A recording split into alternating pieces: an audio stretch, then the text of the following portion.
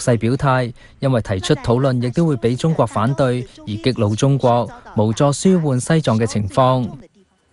美國國務院發言人就促請中國處理示威要克制，並同達賴喇嘛恢復對話，又抨擊當局喺呢個時候要求仍然喺西藏嘅外國記者離開，係令人困擾同失望嘅做法。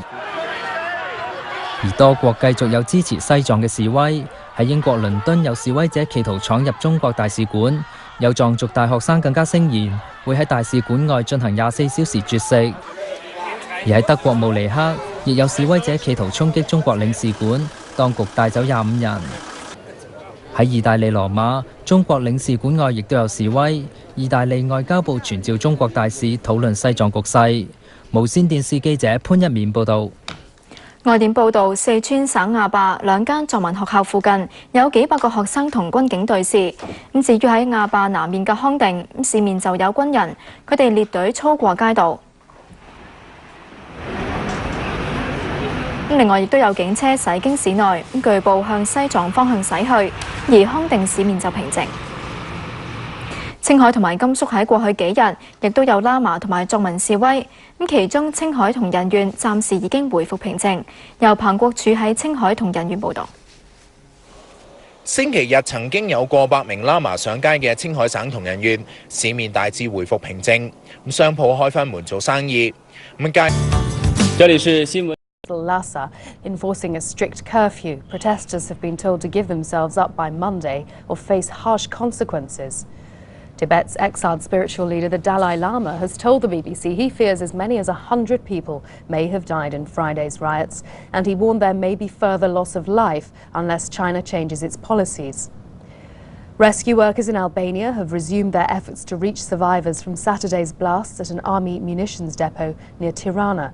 The explosions left at least 5 people dead and destroyed homes over a wide area.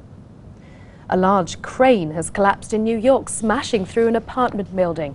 4 people were killed and rescue workers are searching through the rubble for any survivors. Well, those are the very latest headlines from us here at BBC World News. Now you're up to date. Shape the channel. 好，不过当然值得关注的是，大陆官方媒体以什么样的立场，以什么样的方式，有没有进行所谓的管制报道？这一次大陆媒体，尤其是官方媒体表现似乎有一点点不同。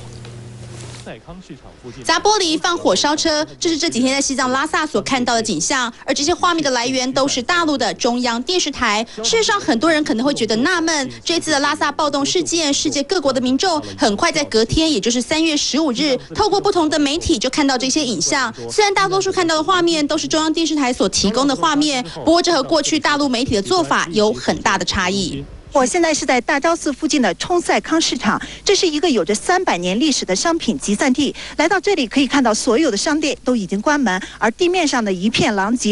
央视特别派记者前往拉萨采访新闻，不止如此，就连官方的新华社也在3月14日发生大规模暴动之后的当天晚上，就已经透过网络以及电视表达官方立场。3月15日，透过两会记者会的场合，公开的让外国媒体发问，要求参与骚乱的违法者停止犯罪行为。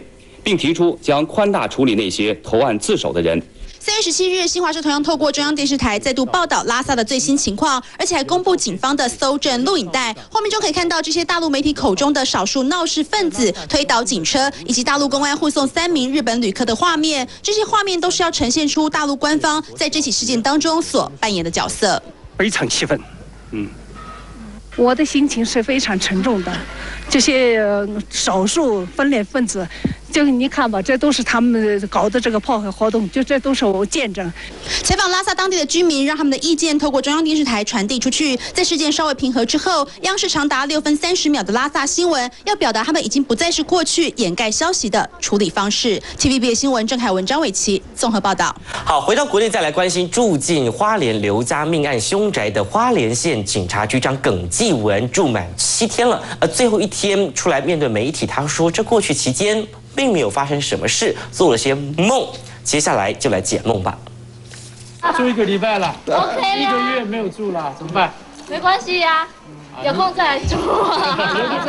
花莲警察局长耿继文一一跟住户道别，顺便消毒灵异传言，因为他入住刘家五子命案凶宅7天以来，什么怪事都没碰。西藏局 A strict curfew. Protesters have been told to give themselves up by Monday or face harsh consequences. The American Secretary of State Condoleezza Rice has called on China to exercise restraint. Tibet's capital Lhasa, quiet and back firmly under Chinese control, at least for now. But the evidence of recent violence is still all around. Tibet is far from peaceful.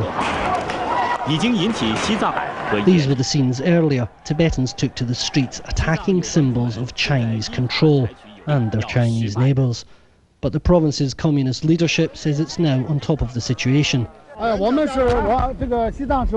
We have full capabilities to deal with the problems in Tibet and safeguard the security of the Tibetan people. The situation in Lhasa is very good now. But that's far from the truth. The only thing stopping more violence is this.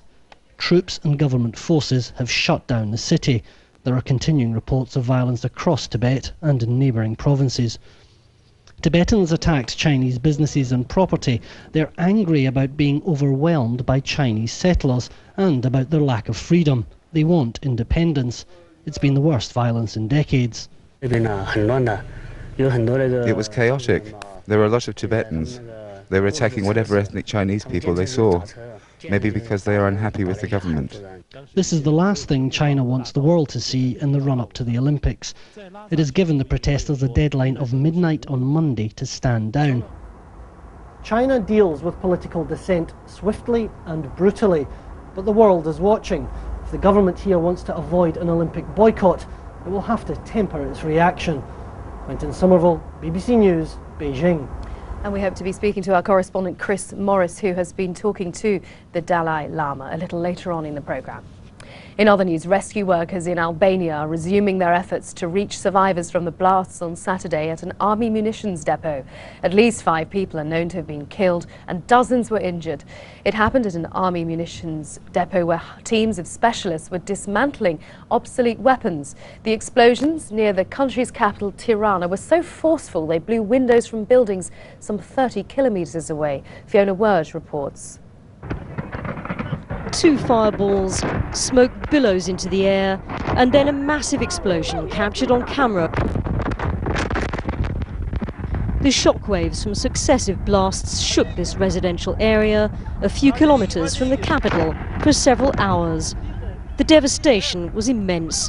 Entire buildings collapsed into heaps of rubble, roofs reduced to tinder wood, and walls shattered by the force of the explosions.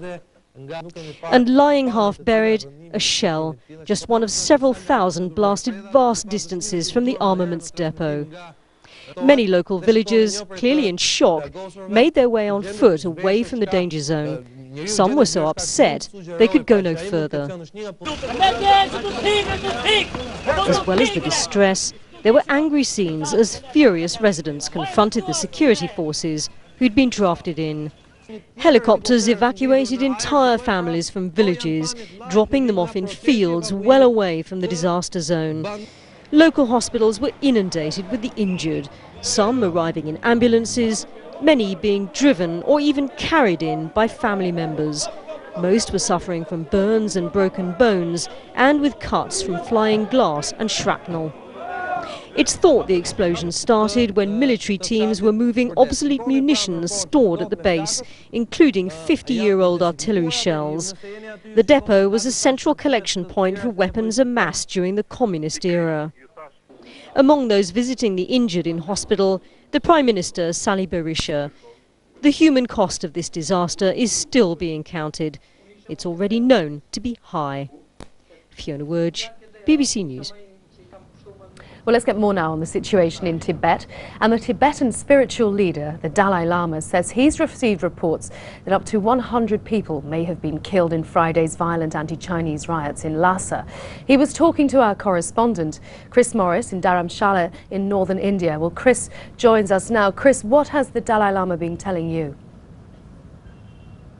We've just come back from his temple where he gave the BBC an exclusive interview. He said those are the reports he's received of up to 100 people being killed, but he said he couldn't confirm the figures because deaths are being reported from different places, information is coming in dribs and drabs, but he's clearly extremely concerned. He says he does fear that there could be more killing if the Chinese authorities don't change their policies. And I think tellingly, he said the last few days have reminded him of 1959, which was the last big uprising in Tibet against Chinese rule. It was the time that he, in fact, was forced to flee to exile here in India. His appeal, essentially, to the Chinese authorities is, you're thinking of what you see as short-term stability. You're not thinking about the long-term welfare of your people, and that includes the Tibetan people. And he's appealing to them to take more notice of what people are saying, thinking and believing in Tibet, and give them, in this Olympic year, just a little bit more freedom. And amid all these reports of deaths, what does he feel should happen next in terms of the protests? We know the Chinese authorities see this and accuse him of sponsoring or encouraging a separatist plot. Yeah, he's pretty clear that he has not been the instigator behind any of this, and he does have a record of calling consistently, as you know, for non-violence. He also has been consistent in the last few years in calling for greater autonomy for Tibet, not for independence. But he said he's had messages from Tibet in the last few days saying, please don't ask for these demonstrations to stop. And he talked about a new generation coming up. Again, he said it reminded him of the past. And he said, this is a people's movement. It's not up to me to tell them when to stop.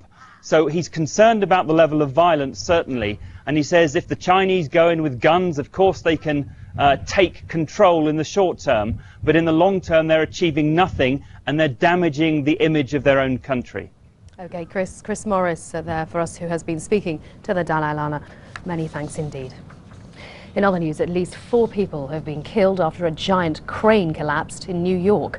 Rescuers are searching for anyone who might be trapped in the rubble of a residential building that was completely crushed when the crane fell. It happened on a sunny Manhattan afternoon. The huge crane was being extended upwards and was at least 15 stories tall when something went very wrong. It snapped in two, the bottom half slamming into one building, the top half crushing another, bringing chaos to this busy neighborhood. I was coming back from the bank and I was just looking around, and all of a sudden you see the crane started falling, and before you could even know what was going on, you see all this smoke going on. People thought it was a bomb that had went off, but I actually saw it come down, and then like within 2 minutes, like there was just a big cloud of smoke and you couldn't see anything.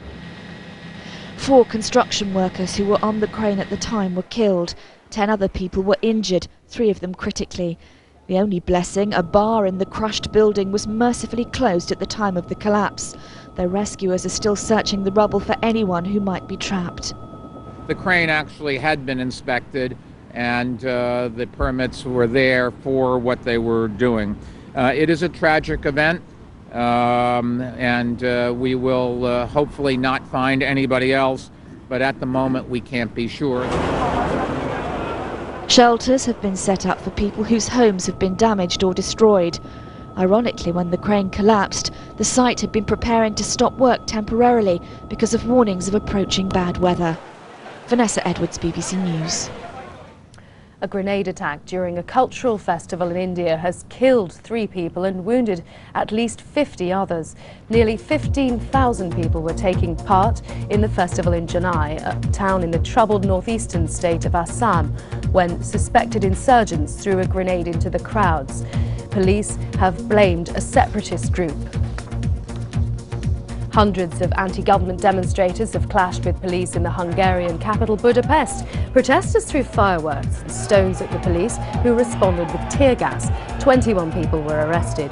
The violence broke out on Saturday as Hungary commemorated the unsuccessful War of Independence in 1848. The state-controlled Italian airline Alitalia has agreed to be taken over by the Franco-Dutch in strength in